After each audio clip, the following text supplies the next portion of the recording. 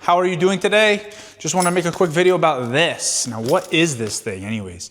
What is this thing? This is called a maze bag, okay? Yeah, it's a boxing tool. It's a type of bag, okay? It's not made for hitting though. It's made for moving, okay? So up here I have this clip that I've hung to the ceiling here.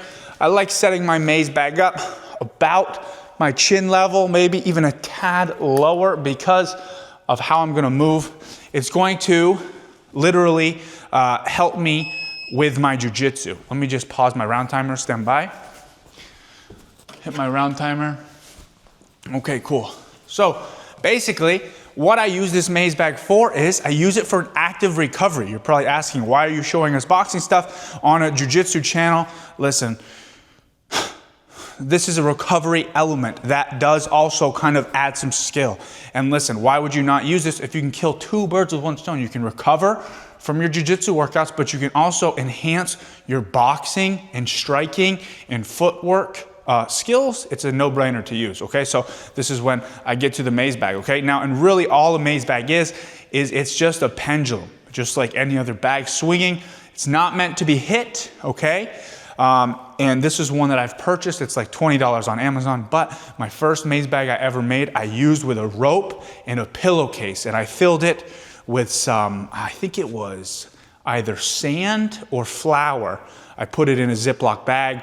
I dropped that bag after I sealed it right into a pillowcase. I tied a rope to it so it kind of made a little teardrop sack, and I hung it from my garage rafters, okay? And I would use the maze bag techniques after my jiu-jitsu workouts to help with my soreness, okay? I was talking to a black belt here at this gym.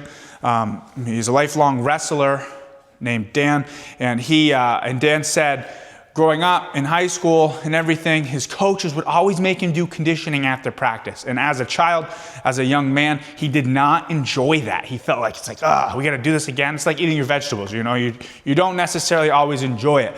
But he told me a story where one time his coach went away on a trip or something, and the whole team forgot, or well, they didn't forget, they chose not to do their after practice conditioning. Even when they knew their coach told them to do it, they went against what he wanted from them, and guess what? He said it's the sorest they'd ever had been.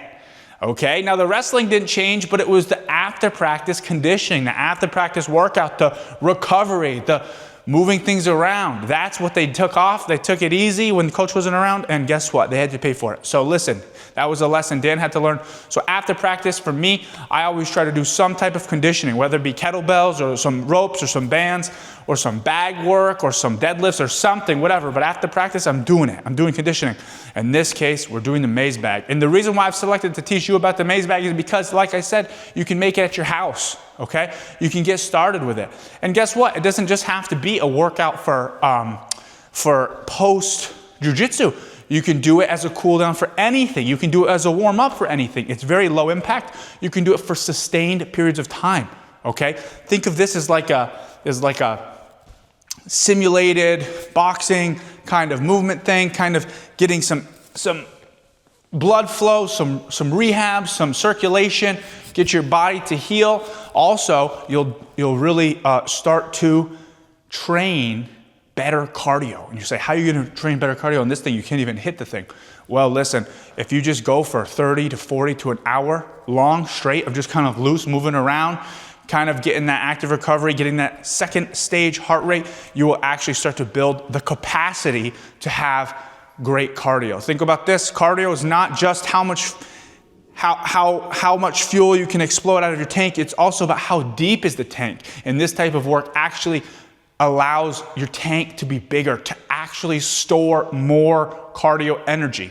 Doesn't mean it's going to be explosive yet. That's why we train the shorter burst as well. But this at least allows for volume. This is the foundation of all perfect cardio, is this type of workout. So anyways, enough with it. Look at, I get the thing swinging, I get moving, I'm moving around, shoulders moving, chin tucked, just kind of bouncing, moving, dodging it, going 360s. A lot of people just stay here and they just kind of duck it and like kind of move it like this. No, move your feet, swing.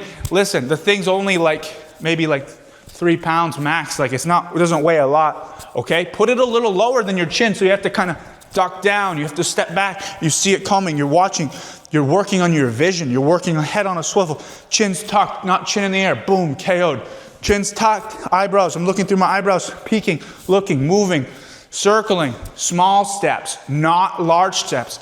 Guys, large steps, off balance, KOs. Small steps, small guard, chin tucked, looking through my eyebrows. I can get it to swing. I can look, I can move, I can swing. Get my timing down, bounce, move. I don't need to move dramatically out of the way. I don't want to move dramatically, you know. If you're just doing jiu-jitsu and you're just going to use this as a healing technique, okay, and we said we can use this to also help our boxing or our kickboxing or our self-defense even at the end of the day. Learning a little striking is not a bad idea. But if I start dodging punches and stuff like this, whoa, I'm gonna get kicked in the head, I'm gonna get hit in the head, okay? So I'm dodging these things small, I'm hiding behind my guard, my hands, my shoulders, my chin's tucked, I'm looking through my eyebrows, I'm casually moving around, moving, turning angles. I can kind of parry it away. It's coming towards me, perhaps it's coming towards me like this. I parry it away, get my angle. And I haven't even started throwing my own shots yet. I'm just staying safe here. I'm just moving around. Guys, I'm doing this with my headphones in. I could be listening to a book. I could be listening to a podcast. I could put on some of my favorite music and just kind of flow. That's some of the funnest stuff is when you're just kind of messing around, boom, boom, boom, tuning out to some tunes, get your feet moving, get working, head in the game, moving, bang, bang, bang, bang. And we're doing this even if I'd never want to get in a fight, right? I don't really want to get in a fight, to be honest with you. But even if my intentions are not to train to fight somebody, it's still good to train to know how to take care of yourself, stay protected, and throw shots. Throwing shots, that means I have good balance. I have good planted feet. I'm willing to even bet, this is just coming to me now, I'm willing to even bet doing this types of drills, boom, can help you with your jiu-jitsu, with your wrestling, boom, clearing collar ties, moving, wrestling, reaching, moving, circling, pulling, go, go, go, snap, okay? So now I'm not even boxing this thing anymore. I'm just using it as active recovery. I'm just using it to get better. I want to defeat soreness. I want to move. I can enhance my cardio a little bit. And look at, this takes up no room. This takes up no room. I hang it up in my garage, in my basement, whatever. My only advice is make sure that the thing has a little bit of weight to it, okay? This thing's not gonna knock me out if I get hit, boom. But if it doesn't weigh anything, it's not gonna have a good swing. The other thing is, make sure, if you can, hang it high. These ceilings are like 14 feet, almost. Okay, so the longer the rope, the more gradual the swing. The tighter the rope, the more rapid the swing, okay? So if you can get the rope nice and long and just get a nice gradual swing, that's legit. Listen, you're gonna need to get one of these. If you don't wanna buy one and you're cheap like me, how I was, I made mine. There's nothing wrong with that, but eventually I decided, dude, just pay the 20 bucks. You're gonna use it. I was on the fence. Was I gonna use it? I didn't wanna justify spending the 20 bucks. You're gonna use it. It'll help your jiu-jitsu. It'll make you better at striking. It'll give you more confidence. It'll give you more cardio. And guess what? You're not gonna be sore.